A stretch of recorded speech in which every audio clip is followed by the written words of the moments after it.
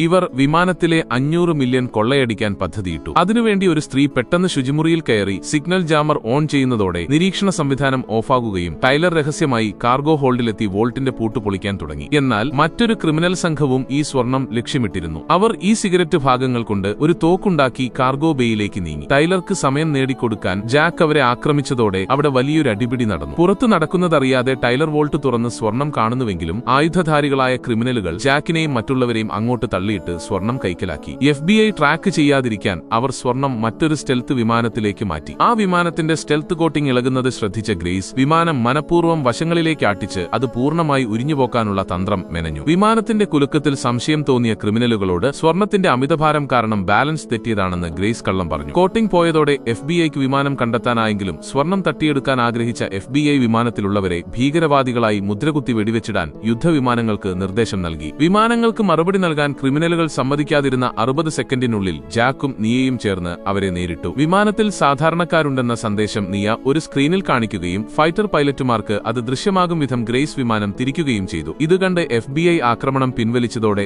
ഉടൻ വിമാനമിറക്കാൻ ക്രിമിനലുകൾ ഭീഷണിപ്പെടുത്തി. ആ സമയം ഗ്രേസ് പെട്ടെന്ന് വിമാനത്തിന്റെ വേഗത കൂട്ടിയതോടെ ആ ശക്തിയിൽ ക്രിമിനലുകൾ ബോധരഹിതരായി വീണു. വിമാനം ഇറങ്ങിയ ശേഷം FBI സ്വർണവും പ്രതികളെയും കസ്റ്റഡിയിലെടുക്കുന്നുവെങ്കിലും സ്വർണം വ്യാജമാണെന്ന് കണ്ട് അവർ ദേഷ്യപ്പെട്ടു. സത്യത്തിൽ ടൈലർ വോൾട്ട് തുറന്നപ്പോൾ തന്നെ ജാക്കിന്റെ ടീം യഥാർത്ഥ സ്വർണം മാറ്റി അവിടെ വ്യാജ സ്വർണം വെച്ചിരുന്നു. ക്രിമിനലുകൾ വെറും ഇരകളാകുകയും ജാക്കും സംഘവും $500 മില്യൺ യഥാർത്ഥ സ്വർണവുമായി വിജയകരമായി രക്ഷപ്പെടുകയും ചെയ്തു.